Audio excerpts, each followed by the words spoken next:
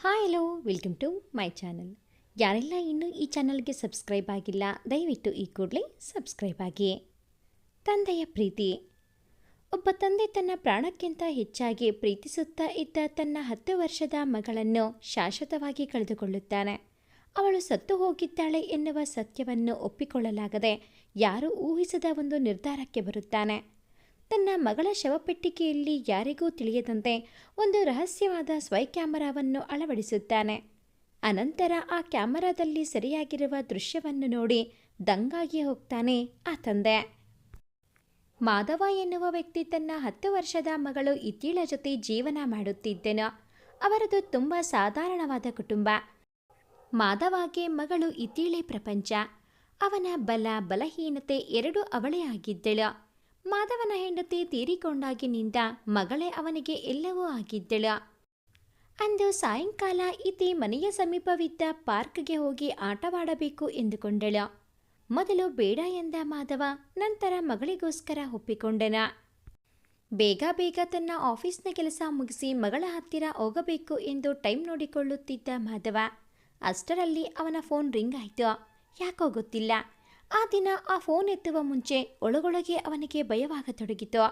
Phone receive ಮಾಡಿದ ಕೂಡಲೇ ಅತ್ತಲಿಂದ, ಮಾಧವ ಅವರೇ, ತಕ್ಷಣವೇ ನೀವು ಮೆಮೋರಿಯಲ್ ಆಸ್ಪತ್ರೆಗೆ ಬನ್ನಿ, ಇಲ್ಲಿ ನಿಮ್ಮ ಮಗಳನ್ನು ಅಡ್ಮಿಟ್ ಮಾಡಲಾಗಿದೆ ಎಂದನು ಆ ಕಡೆಯಿಂದ ಮಾತನಾಡುತ್ತಾ ಇದ್ದ ವ್ಯಕ್ತಿಯೇ.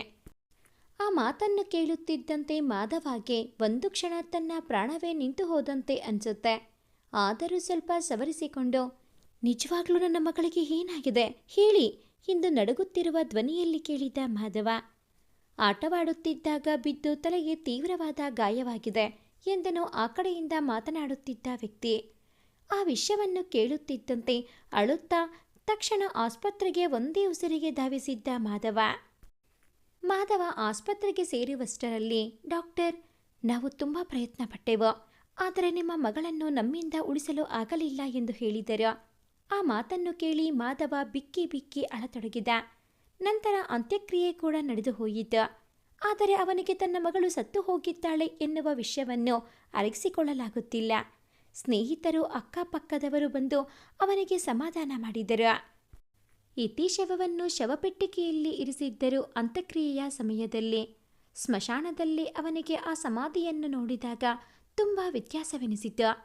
ಅವಳ ಕೈಯಲ್ಲಿ ಅವನಿಗೆ ಒಂದು ನೀಲಿ ಮಚ್ಚೆ ಕಾಣಿಸಿತು. ಅದರ ಕುರಿತು ಪೋಸ್ಟ್ ಮಾರ್ಟಮ್ ರಿಪೋರ್ಟ್ನಲ್ಲಿ ಎಲ್ಲಿಯೂ ಬರದಿಲ್ಲ ಎನ್ನುವುದು ಗಮನಿಸಿದನು. ಆಗ ಅಲ್ಲಿದ್ದ ಆಸ್ಪತ್ರೆಯ ಸಿಬ್ಬಂದಿಯನ್ನು ಕೇಳಿದಾಗ ಯಾರೂ ಕೂಡ ಅವನ ಪ್ರಶ್ನೆಗೆ ಸರಿಯಾಗಿ ಉತ್ತರಿಸಲಿಲ್ಲ. ನನ್ನ ಮಗಳು ತೀರಿಕೊಂಡ ಆಘಾತದಿಂದ ನನಗೆ ಹೀಗೆ ಅನ್ನಿಸುತ್ತಿರಬಹುದು ಎಂದುಕೊಂಡನು ಮಾಧವ. ಆದರೆ ಅವನ ಮನಸ್ಸು ಮಾತ್ರ ನೆಮ್ಮದಿಯಾಗಿರಲಿಲ್ಲ. ತನ್ನ ಮಗಳ ಶವದ ಹತ್ತಿರ ಹೋದಾಗ ಅವನ ಎದೆ ಮತ್ತಷ್ಟು ಹೊಡೆದುಕೊಳ್ಳತೊಡಗಿತು. ಏಕೆಂದರೆ ಅವಳ ಉಗುರುಗಳ ಅಡಿಯಲ್ಲಿ ಮಣ್ಣಿನ ಕಣಗಳಿರುವುದನ್ನು ಗಮನಿಸಿದ. ಆಗ ಮಾಧವ ತನ್ನ ತಂಗಿ ಗೀತಾಳನ್ನು ನೋಡಿದ. ಅವಳು ಬೇರೆ ರಾಜ್ಯದಿಂದ ಇತೀಳ ಅಂತ್ಯಕ್ರಿಯೆಗೆಂದೇ ಬಂದಿದ್ದಳು. ಆಗ ಮಾಧವ ಗೀತಾಳನ್ನು ನೋಡುತ್ತಾ, ನನ್ನ ಮಗಳ ಉಗುರಿನಲ್ಲಿ ಮಣ್ಣು ಹೇಗೆ ಸೇರಿಕೊಂಡಿತು ಎಂದು ಕೇಳಿದ. ಆಗ ಗೀತಾ, ಅವಳು ಆಟ ಆಡುವಾಗ ಕೈಗಳಿಗೆ ಮಣ್ಣಾಗಿರಬಹುದು ಅಣ್ಣ. ನೀನು ಹತ್ತು ತುಂಬ ಸುಸ್ತಾಗಿದ್ದೀಯಾ. ನೀನು ವಾಸ್ತವವನ್ನು ಅರ್ಥ ಮಾಡಿಕೊಳ್ಳಲೇಬೇಕು. ಇತಿ ನಮ್ಮೆಲ್ಲರನ್ನು ಬಿಟ್ಟು ಹೊರಟು ಹೋಗಿದ್ದಾಳೆ ಎಂದಳು. ದಿನ ರಾತ್ರಿ ಮಾಧವ ಮಂಚದ ಮೇಲೆ ಮಲಗಿಕೊಂಡು ನಿದ್ದೆ ಮಾಡಲು ಪ್ರಯತ್ನಿಸುತ್ತಿದ್ದ. ಆದರೆ ಅವನ ಕಣ್ಣುಗಳಲ್ಲಿ ಇತೀಳ ಉಗುರಿನಲ್ಲಿದ್ದ ಮಣ್ಣು ಹಾಗೂ ಅವಳ ಕೈಯಲ್ಲಾದ ನೀಲಿ ಮಚ್ಚೆ, ಅಂತ್ಯಕ್ರಿಯೆ ಸಂದರ್ಭದಲ್ಲಿ ಆಸ್ಪತ್ರೆಯ ಸಿಬ್ಬಂದಿಗಳು ನಗುತ್ತಿರುವುದು, ಇವೆಲ್ಲವೂ ಅವನ ಮನಸ್ಸಿನಲ್ಲಿ ಸಂದೇಹವನ್ನು ಉಂಟುಮಾಡುತ್ತಿದ್ದವು. ನನ್ನ ಮಗಳ ವಿಷಯದಲ್ಲಿ ಏನೋ ತಪ್ಪಾಗಿದೆ ಎಂದು ಅರ್ಥ ಆಗ್ತಾ ಇದೆ ಮಾಧವಗೆ. ಆದರೆ ಅವನಿಗೆ ಅದೇನೆಂದು ಅರ್ಥವಾಗಲಿಲ್ಲ. ನಂತರ ಬೆಳಗ್ಗೆ ಎದ್ದು ಮಾಧವ ತಕ್ಷಣ ಒಂದು ಎಲೆಕ್ಟ್ರಾನಿಕ್ ಶಾಪ್ಗೆ ಹೋಗಿ ಒಂದು ಸ್ಪೈ ಕ್ಯಾಮರಾವನ್ನು ಕೊಂಡುಕೊಂಡನ. ಅದನ್ನು ನೋಡಿದ ಗೀತಾಳಿಗೆ ತುಂಬ ಆಶ್ಚರ್ಯವಾಯಿತು. ಆದರೆ ಏನಿದು ಎಂದು ಕೇಳಲಿಲ್ಲ. ನಂತರ ಮಾಧವ ಸ್ಮಶಾನಕ್ಕೆ ಹೋಗಿ ಶವಪೆಟ್ಟಿಗೆಯಲ್ಲಿ ಒಳಗಿದ್ದ ಬಟ್ಟೆಗಳನ್ನೆಲ್ಲ ತೆಗೆದು ಅದರಲ್ಲಿ ಕ್ಯಾಮರಾವನ್ನು ಫಿಕ್ಸ್ ಮಾಡಿದ. ಹೀಗೆ ಅವನು ಮಾಡುತ್ತಿರುವಾಗ ಅವನಿಗೆ ನಾನು ತಪ್ಪು ಮಾಡುತ್ತಿದ್ದೇನೆ ಎನ್ನುವ ಭಾವ ಅವನ ಮನಸ್ಸಿನಲ್ಲಿ ಕಾಡತೊಡಗಿತು. ಆದರೆ ನಿಜವಾಗಲೂ ನನ್ನ ಮಗಳ ಸಾವು ಆಕಸ್ಮಿಕವಾಗಿ ಆಘಾತದಿಂದ ನಡೆದಿದೆಯೇ, ಇಲ್ಲವೇ ಇನ್ನೇನಾದರೂ ನಡೆದಿದೆಯೇ ಎನ್ನುವುದನ್ನು ಅವನು ತಿಳಿದುಕೊಳ್ಳಬೇಕಿತ್ತು. ಅಣ್ಣ, ಕ್ಯಾಮ್ರಾವನ್ನು ನೀನು ಏನು ಮಾಡಿದೆ ಎಂದು ಕೇಳಿದಳು ಗೀತಾ. ಅವನು ಹೇಳಿದ್ದನ್ನು ಕೇಳಿ ಗೀತಾ ಶಾಕ್ ಆದಳು. ಅಣ್ಣ, ನಿನಗೇನಾದರೂ ಹುಚ್ಚು ಹಿಡಿದಿದೆಯಾ ಎಂದು ಕೇಳಿದಳು. ಆಗ ಅವನು ಜೋರಾಗಿ ಕೂಗಾಡುತ್ತಾ, ಏನು ಹುಚ್ಚು? ನನ್ನ ಮಗಳ ಸಾವನ್ನು ನನಗೆ ಜೀರ್ಣಿಸಿಕೊಳ್ಳಲು ಆಗುತ್ತಿಲ್ಲ. ನನ್ನ ಮಗಳನ್ನು ಕಳೆದುಕೊಂಡಿದ್ದೇನೆ. ತುಂಬ ಪ್ರೀತಿಯಿಂದ ಬೆಳೆಸಿದ್ದೆ ಅವಳನ್ನು. ನಾನು ಕ್ಯಾಮರಾ ಇಟ್ಟು ಪ್ರತಿದಿನವೂ ನೋಡುತ್ತಿರುತ್ತೇನೆ. ನನಗೆ ಅವಳನ್ನು ಬಿಟ್ಟಿರಲು ಆಗುತ್ತಿಲ್ಲ ಎಂದಾಗ ಗೀತಾ ಏನನ್ನೂ ಮಾತನಾಡದೆ ತನ್ನ ರೂಮ್ಗೆ ಹೊರಟು ಹೋದಳು. ಆ ದಿನ ಮಾಧವ ಕಂಪ್ಯೂಟರ್ ಮುಂದೆ ಕುಳಿತುಕೊಂಡು ಕ್ಯಾಮರಾದಲ್ಲಿ ನಡೆಯುತ್ತಿದ್ದ ಲೈವ್ ರೆಕಾರ್ಡನ್ನು ನೋಡುತ್ತಿದ್ದ. ಸರಿಯಾದ ಬೆಳಕಿಲ್ಲ, ಸ್ಕ್ರೀನ್ ಎಲ್ಲ ತೇವದಿಂದ ಕೂಡಿತ್ತು. ಗಂಟೆಗಳು ಕಳೆದವು, ಆದರೆ ಏನೂ ಕೂಡ ನಡೆಯಲಿಲ್ಲ. ಆಗವನು ಇನ್ನು ಕ್ಯಾಮರಾ ಆಫ್ ಮಾಡಿ ಮಲಗಬೇಕು ಎಂದುಕೊಂಡನು. ಆಗ ಕ್ಯಾಮರಾದಲ್ಲಿ ಏನೋ ಅಲುಗಾಡುತ್ತಿರುವಂತೆ ಕಾಣಿಸಿತು. ಸ್ಪಷ್ಟವಾಗಿ ಕಾಣಿಸದಿದ್ದಕ್ಕೆ ಇದೇನಾದರೂ ಕ್ಯಾಮರಾದ ಲೋಪವೇ ಅಂದುಕೊಂಡನು. ಹೃದಯ ಜೋರಾಗಿ ಒಡೆದುಕೊಳ್ಳತೊಡಗಿತು. ಮತ್ತೆ ಮತ್ತೆ ನೋಡಿದ. ಮತ್ತೆ ಅದೇ ನಡೆಯಿತು. ಒಂದು ನೆರಳು ಕ್ಯಾಮರಾದ ಮೇಲೆ ಓಡಾಡುತ್ತಿರುವಂತೆ ಕಾಣಿಸಿತು. ಪಕ್ಕದಲ್ಲಿ ಮರದ ಮೇಲೆ ಏನೋ ಗೀಚಿದ ಶಬ್ದವಾಯಿತು. ಮಾಧವನ ಎದೆ ಒಂದು ಕ್ಷಣ ನಿಂತು ಹೋದಂತಾಯಿತು. ಅವನು ಕಂಪ್ಯೂಟರ್ ಸ್ಕ್ರೀನನ್ನು ಮತ್ತಷ್ಟು ಸೂಕ್ಷ್ಮವಾಗಿ ಗಮನಿಸಿದ. ಒಂದೆರಡು ಸಾರಿ ವಿಡಿಯೋವನ್ನು ತಿರುಗಿ ಪ್ಲೇ ಮಾಡಿದ. ಒಂದು ಸಾರಿ ಕ್ಯಾಮರಾದ ಲೋಪ ಎಂದುಕೊಂಡನು. ಆದರೆ ಮತ್ತೆ ಅದೇ ಶಬ್ದ ಕೇಳಿಸಿತು. ಆ ರಾತ್ರಿ ಅವನಿಗೆ ನಿದ್ರೆ ಹತ್ತಲಿಲ್ಲ. ಆ ಶವಪೆಟ್ಟಿಗೆಯಲ್ಲಿ ಏನು ನಡೆಯುತ್ತಿದೆ ಎಂದು ಅವನಿಗೆ ಅರ್ಥವಾಗಲಿಲ್ಲ. ಆಗ ಮಾಧವ ತನ್ನಲ್ಲಿರುವ ಭಯವನ್ನು ಅದುಮಿಟ್ಟುಕೊಂಡು ಮತ್ತೊಮ್ಮೆ ವಿಡಿಯೋವನ್ನು ನೋಡಿದ. ಈ ಸಾರಿ ಹೆಡ್ಫೋನ್ ಹಾಕಿಕೊಂಡು ಶಬ್ದವನ್ನು ಸರಿಯಾಗಿ ಕೇಳಿಸಿಕೊಂಡ. ಮೊದಲು ಏನೂ ಕೇಳಲಿಲ್ಲ. ನಂತರ ಒಂದು ಅಸ್ಪಷ್ಟವಾದ ಧ್ವನಿ ಕೇಳಿಸಿತು. ಮೊದಲು ಅದು ತುಂಬ ನಿಧಾನವಾಗಿ ಮಂದವಾಗಿ ಕೇಳಿಸಿತು. ಆ ಧ್ವನಿಯನ್ನು ಕೇಳುತ್ತಿರುವಾಗ ಸಣ್ಣದಾದ ನಗು ಕೂಡ ಕೇಳಿಸಿತು. ತಕ್ಷಣ ಮತ್ತಷ್ಟು ಸೂಕ್ಷ್ಮವಾಗಿ ಅವು ಯಾವ ರೀತಿಯ ಮಾತುಗಳು ಎಂದು ಸ್ಪಷ್ಟವಾಗಿ ಕೇಳಿಸಿಕೊಳ್ಳತೊಡಗಿದ. ಬೇಗ ಬೇಗ, ಯಾರಿಗೂ ಕೂಡ ಅನುಮಾನ ಬರಬಾರದು ಎಂಬ ಮಾತುಗಳನ್ನು ಕೇಳಿದಾಗ ಮಾಧವ ಒಂದೇ ಸಾರಿ ಬೆಚ್ಚಿಬಿದ್ದ. ನಂತರ ಮತ್ತಷ್ಟು ಸೂಕ್ಷ್ಮವಾಗಿ ಆ ಮಾತುಗಳನ್ನು ಆಲಿಸಿದ. ಅಲ್ಲಿ ಇಬ್ಬರು ಪುರುಷರು ಬೇಗ ಬೇಗ ಕೆಲಸವನ್ನು ಮುಗಿಸಿ ಎಂದು ಮಾತನಾಡುತ್ತಿದ್ದರು. ಅವರು ಇತೀಳ ಕುರಿತು ಮಾತನಾಡುತ್ತಿದ್ದರು. ಒಂದೇ ಸಾರಿ ಆ ಮಾತುಗಳನ್ನು ಕೇಳಿ ಕುರ್ಚಿಯಿಂದ ಎದ್ದು ನಿಂತುಕೊಂಡ ಮಾಧವ ರೂಮಿನ ತುಂಬ ಓಡಾಡತೊಡಗಿದ. ಅವನಿಗೆ ಟೆನ್ಷನ್ ತಡೆದುಕೊಳ್ಳಲಾಗುತ್ತಿಲ್ಲ. ಇದು ನಿಜವಾ? ಇಲ್ಲವೇ ನಾನೇನಾದರೂ ತಪ್ಪಾಗಿ ಅರ್ಥ ಮಾಡಿಕೊಂಡಿದ್ದೇನಾ? ಇಲ್ಲವೇ ನಿಜವಾಗಲೂ ಇತೀಲ ಶರೀರದ ಮೇಲೆ ಏನಾದರೂ ಮಾಡುತ್ತಿದ್ದಾರೆ ಎಂದು ತಕ್ಷಣ ಅವನು ಕಂಪ್ಯೂಟರ್ ಹತ್ತಿರ ಹೋದ. ತಕ್ಷಣ ಆ ವಿಡಿಯೋವನ್ನು ಕಾಪಿ ಮಾಡಿಕೊಂಡ. ಅವನು ತಕ್ಷಣ ಪೊಲೀಸರಿಗೆ ಫೋನ್ ಮಾಡಬೇಕು ಎಂದುಕೊಂಡ. ಆದರೆ ಬೇಡ ಎಂದುಕೊಂಡ ನಾನು ಅವರಿಗೆ ಏನೆಂದು ಹೇಳಲಿ? ನನ್ನ ಮಗಳ ಶವಪೆಟ್ಟಿಗೆಯಲ್ಲಿ ಸ್ಪೈ ಕ್ಯಾಮರಾವನ್ನು ಇಟ್ಟಿದ್ದೇನೆ ಎಂದರೆ ಏಕೆ ಇಟ್ಟೆ ಎಂದು ಕೇಳುತ್ತಾರೆ. ಪೋಸ್ಟ್ ಮಾರ್ಟಮ್ ರಿಪೋರ್ಟ್ ಸರಿಯಾಗಿ ಇಲ್ಲ, ಅದಕ್ಕೆ ನಾನು ಕ್ಯಾಮರಾವನ್ನು ಇಟ್ಟೆ ಎಂದರೆ ನನಗೆ ಹುಚ್ಚು ಹಿಡಿದಿದೆ ಎಂದುಕೊಳ್ಳುತ್ತಾರೆ. ಅದಕ್ಕೆ ಹಾಗಾಗಬಾರದು ಎಂದರೆ ನಾನು ಸಾಕಷ್ಟು ಎವಿಡೆನ್ಸ್ಗಳನ್ನು ಕಲೆಕ್ಟ್ ಮಾಡಬೇಕು. ಆಗ ಮೃತದೇಹವನ್ನು ಸಂಸ್ಕಾರ ಮಾಡುವ ಸಂಸ್ಥೆಯ ಬಳಿ ಹೋಗಿ ನಿಮ್ಮಿಂದ ನನಗೆ ಒಂದು ಸಹಾಯವಾಗಬೇಕು ಎಂದು ಕೇಳಿದ. ಹೇಳಿ, ನಿಮಗೆ ಯಾವ ರೂಪದಲ್ಲಿ ನಾನು ಸಹಾಯ ಮಾಡಲಿ ಎಂದು ಕೇಳಿದರು ಅಲ್ಲಿನ ಮುಖ್ಯಸ್ಥ. ನನ್ನ ಮಗಳ ದೇಹದ ಮೇಲೆ ಕೆಲವೊಂದಿಷ್ಟು ಅಸಾಧಾರಣವಾದ ವಿಷಯಗಳು ನಡೆದಿವೆ. ಅವುಗಳ ಬಗ್ಗೆ ನಾನು ತಿಳಿದುಕೊಳ್ಳಬೇಕು ಎಂದುಕೊಂಡಿದ್ದೇನೆ ಎಂದಾಗ ಆ ಮುಖ್ಯಸ್ಥನ ಮುಖದಲ್ಲಿ ಯಾವುದೇ ರೀತಿಯ ಬದಲಾವಣೆಯಾಗಲಿಲ್ಲ. ಅಸಾಧಾರಣ ವಿಷಯಗಳೆಂದರೆ ಏನು ಎಂದು ಕೇಳಿದ. ಅವಳ ದೇಹದ ಮೇಲೆ ಕೆಲವೊಂದಿಷ್ಟು ಗಾಯಗಳಾಗಿವೆ, ಆದರೆ ಪೋಸ್ಟ್ ಮಾರ್ಟಮ್ ರಿಪೋರ್ಟ್ನಲ್ಲಿ ಅವುಗಳನ್ನು ನಮೂದಿಸಿಲ್ಲ. ಆಗ ಆ ಮುಖ್ಯಸ್ಥ ಹಿಂದಕ್ಕೆ ಹೊರಗಿ, ನಾವು ಮೃತದೇಹವನ್ನು ಸಂಸ್ಕರಣೆ ಮಾಡುವಾಗ ಕೆಲವೊಂದಿಷ್ಟು ಗಾಯಗಳಾಗುತ್ತವೆ ಹಾಗೂ ಉಗುರುಗಳಲ್ಲಿ ಧೂಳು ಸೇರಿಕೊಳ್ಳುತ್ತದೆ. ಇದೆಲ್ಲವೂ ದೊಡ್ಡ ವಿಷಯವೇನಿಲ್ಲ ಎಂದು ಹೇಳಿದ. ನೀವು ನೀಡುತ್ತಿರುವ ವಿವರಣೆ ನನಗೆ ಇಷ್ಟವಾಗುತ್ತಿಲ್ಲ. ನನಗೆ ಸ್ಪಷ್ಟವಾದ ಕ್ಲಾರಿಟಿ ಬೇಕು ಎಂದು ಕೋಪದಿಂದ ಹೇಳಿದನು ಮಾಧವ. ನಾವು ನಿಮ್ಮ ನೋವನ್ನು ಅರ್ಥ ಮಾಡಿಕೊಳ್ಳುತ್ತೇವೆ, ಆದರೆ ನೀವು ನಮ್ಮ ಮೇಲೆ ಸುಳ್ಳು ಆರೋಪವನ್ನು ಹೊರಿಸುತ್ತಿದ್ದೀರಿ ಎಂದಾಗ ಇದು ಆರೋಪವಲ್ಲ, ನೀವು ಸರಿಯಾದ ವಿವರಣೆಯನ್ನು ನೀಡಬೇಕು ಎಂದನು ಮಾಧವ. ಇಲ್ಲಿ ನಮ್ಮ ಸಿಬ್ಬಂದಿ ತುಂಬ ನಿಯತ್ತಿನಿಂದ ಕೆಲಸ ಮಾಡುತ್ತಾರೆ, ನೀವವರಿಗೆ ಗೌರವ ಕೊಡಬೇಕು. ಇನ್ನು ನೀವು ಇಲ್ಲಿಂದ ಹೊರಡಬಹುದು ಎಂದನು. ಅದರಿಂದಾಗಿ ಮಾಧವಗೆ ತುಂಬ ಕೋಪ ಬಂದಿತು. ಅವನು ತಕ್ಷಣ ಅಲ್ಲಿಂದ ಹೊರಟು ಬಂದ.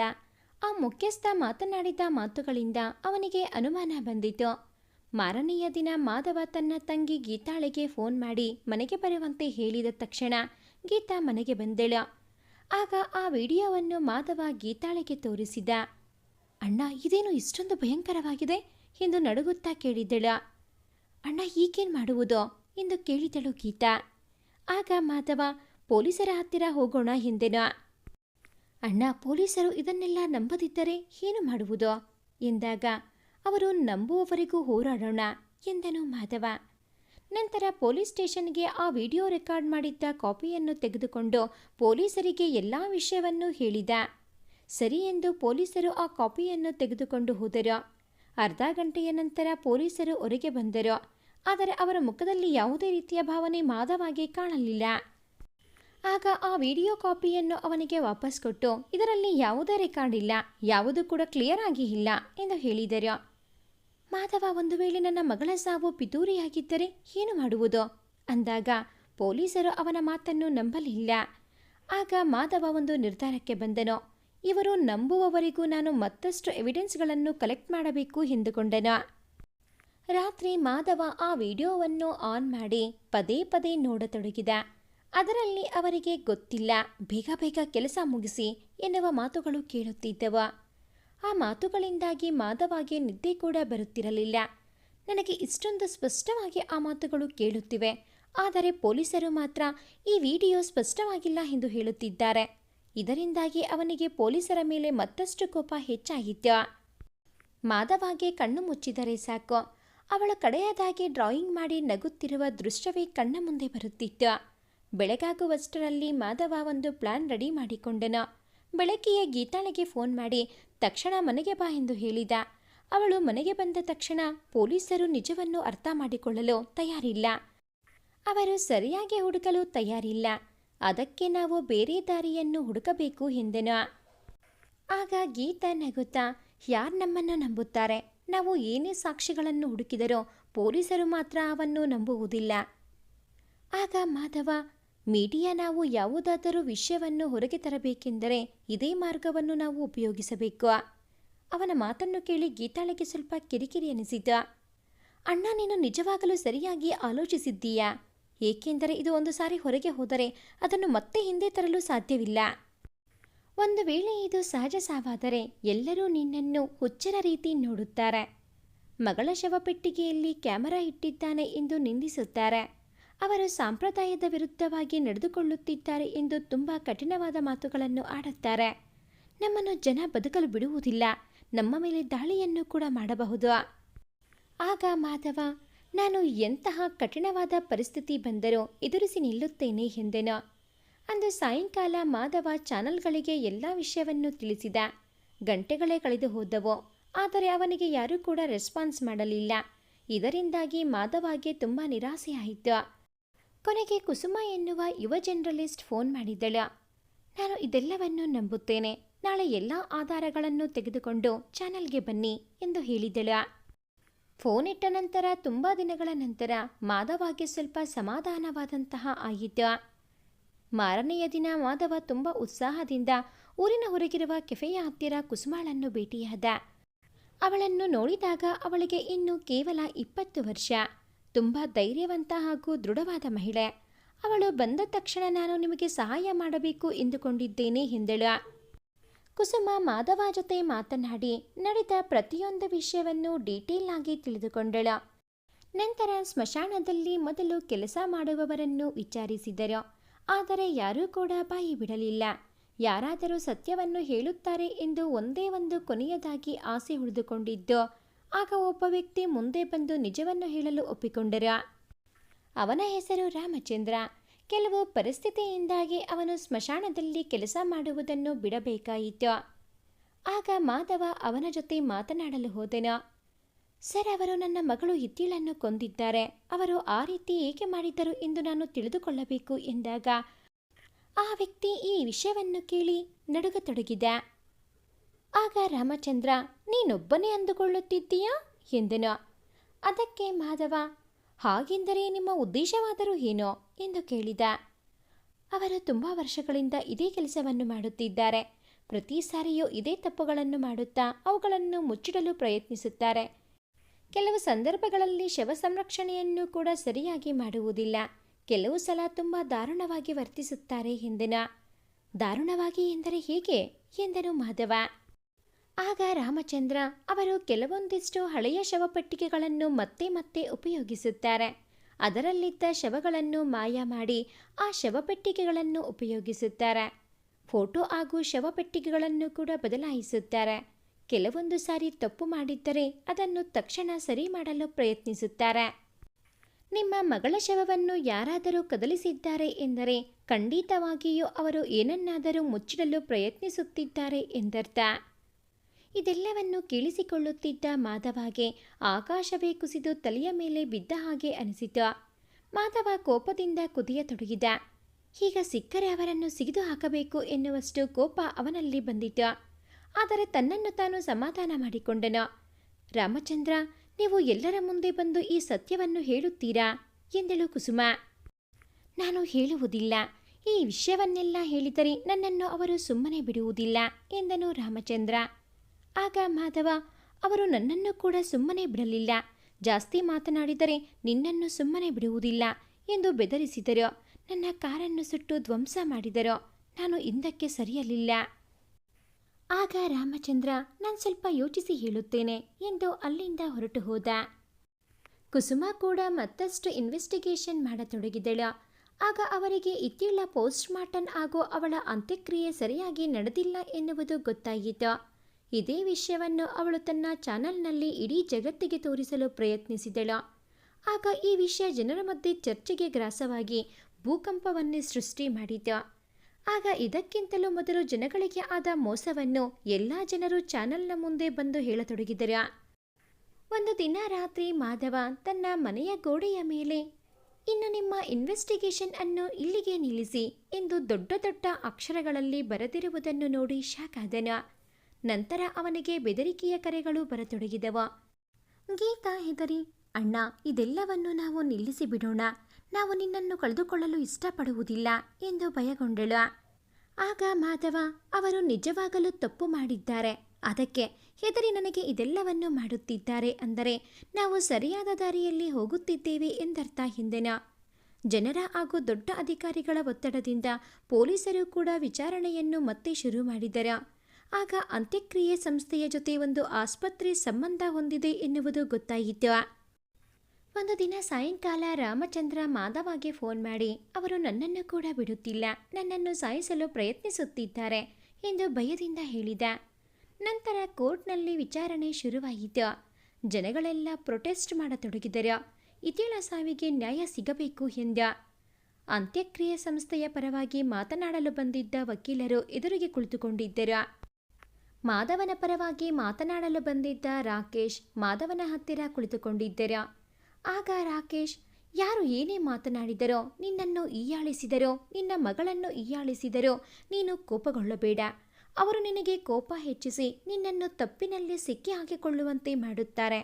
ನೀನೇನಾದರೂ ಕೋಪದಿಂದ ಒಂದು ಮಾತನಾಡಿದರೋ ನಾವು ಸೋತಂತೆ ಲೆಕ್ಕ ಎಂದು ಎಚ್ಚರಿಸಿದನು ರಾಕೇಶ್. ನಂತರ ಎದುರಾಳಿಯಾಗಿದ್ದ ವಕೀಲರು ಮಾಧವನನ್ನು ಬುದ್ಧಿಯಿಲ್ಲದ ಹುಚ್ಚ ತಂದೆ ಎಂದು ಚಿತ್ರಿಸಿದರು. ಅವನಿಗೆ ಮನಸ್ಥಿತಿ ಸೀಮಿತದಲ್ಲಿಲ್ಲ. ಅದಕ್ಕೆ ಈ ರೀತಿ ಎಲ್ಲವನ್ನೂ ಅನುಮಾನದಿಂದ ನೋಡುತ್ತಾನೆ. ಅವನು ಸೀಕ್ರೆಟ್ ಆಗಿ ವಿಡಿಯೋ ಮಾಡಿದ್ದ ರೆಕಾರ್ಡನ್ನು ಕೋರ್ಟ್ ಸಮ್ಮತಿಸುವುದಿಲ್ಲ ಎಂದು ಹೇಳಿದರು. ನಿಜವಾದ ರೆಕಾರ್ಡಿಂಗ್ ಅಲ್ಲ ಎಂದಾಗ ಮಾಧವನ ಪರ ವಕೀಲ ರಾಜೇಶ್, ಇತೀಳ ಮೈ ಮೇಲೆ ಆದ ಗಾಯ ಹಾಗೂ ಉಗುರಿನಲ್ಲಿದ್ದ ಮಣ್ಣು, ಇದೆಲ್ಲದಕ್ಕೂ ಏನು ಉತ್ತರವನ್ನು ನೀಡುತ್ತೀರಿ ಎಂದರು. ಮತ್ತೆ ಆ ರೆಕಾರ್ಡಿಂಗ್ ಅನ್ನು ಕೋರ್ಟ್ನಲ್ಲಿ ಪ್ಲೇ ಮಾಡಿದರು. ಅದರಲ್ಲಿದ್ದ ಮಾತುಗಳು ಸ್ಪಷ್ಟವಾಗಿ ಕೇಳಿಸಿದವು. ಬೇಗ ಬೇಗ ಕೆಲಸ ಮುಗಿಸಿ, ಇಲ್ಲದಿದ್ದರೆ ಕಷ್ಟವಾಗುತ್ತದೆ, ಅವರಿಗೆ ಇದೆಲ್ಲ ಗೊತ್ತಿಲ್ಲ ಎನ್ನುವ ಮಾತುಗಳು ಕೇಳಿಸಿದವು. ಆ ಮಾತುಗಳನ್ನು ಕೇಳಿ ಎಲ್ಲರೂ ಕೋಪಗೊಂಡರು. ಆಗ ರಾಮಚಂದ್ರ ಕೂಡ ಅಲ್ಲಿಗೆ ಬಂದ. ಅವನ ಕೈಗಳೆಲ್ಲ ನಡುಗುತ್ತಿದ್ದವು. ಆದರೆ ಅವನು ಧೈರ್ಯ ಮಾಡಿ ಕೋರ್ಟಿಗೆ ಸಾಕ್ಷಿಯನ್ನು ಹೇಳಲು ಬಂದಿದ್ದ. ಹೌದು, ಈ ಸಂಸ್ಥೆಯು ಶವದ ಜೊತೆ ತುಂಬ ದಾರುಣವಾಗಿ ವರ್ತಿಸುತ್ತಾರೆ. ಪೆಟ್ಟಿಗೆಯನ್ನು ಮತ್ತೆ ಮತ್ತೆ ಹೊರತೆಗೆದು ಎಲ್ಲ ಶವಗಳಿಗೂ ಉಪಯೋಗಿಸುತ್ತಾರೆ. ಕೆಲವೊಂದು ಸಾರಿ ಶವಗಳನ್ನು ಕೂಡ ಬದಲಾಯಿಸುತ್ತಾರೆ. ಅದರಲ್ಲಿದ್ದ ಶವಗಳನ್ನು ಮಣ್ಣಿನಲ್ಲಿ ಹೂತು ಹಾಕಿ ಅದೇ ಪೆಟ್ಟಿಗೆಯನ್ನು ಬೇರೆ ಶವಕ್ಕೆ ಉಪಯೋಗಿಸುತ್ತಾರೆ ಎಂದ. ಆಗ ಸಂಸ್ಥೆಯ ಪರವಾಗಿದ್ದ ವಕೀಲರು ಇದೆಲ್ಲ ಸುಳ್ಳು ಎಂದು ಹೇಳಲು ಪ್ರಯತ್ನಿಸಿದರು. ಆದರೆ ಜಡ್ಜ್ ಇದಕ್ಕೆಲ್ಲ ಆಸ್ಪದ ಕೊಡಲಿಲ್ಲ. ಆ ಸಂಸ್ಥೆಯ ಹಗರಣಗಳೆಲ್ಲ ಬೆಳಕಿಗೆ ಬಂದವು. ಆ ಸಂಸ್ಥೆಯನ್ನು ಕೊನೆಗೆ ಮುಚ್ಚಲಾಯಿತು. ಅದರಲ್ಲಿದ್ದ ಸಿಬ್ಬಂದಿಗಳನ್ನೆಲ್ಲ ಅರೆಸ್ಟ್ ಮಾಡಲಾಯಿತು. ಇತೀಳ ಸಾವಿಗೆ ನ್ಯಾಯ ಸಿಕ್ಕಿತು. ಇದರಿಂದಾಗಿ ಮಾಧವ ನಿಟ್ಟುಸಿರು ಬಿಟ್ಟ. ಈ ಒಂದು ಕತೆ ನಿಮಗೆ ಇಷ್ಟ ಆಗಿದ್ದಲ್ಲಿ ಪ್ಲೀಸ್ ಲೈಕ್ ಮಾಡಿ, ಶೇರ್ ಮಾಡಿ, ಹಾಗೆಯೇ ಕಾಮೆಂಟ್ ಮಾಡೋದನ್ನು ಮರಿಬೇಡಿ. Thanks for watching this video.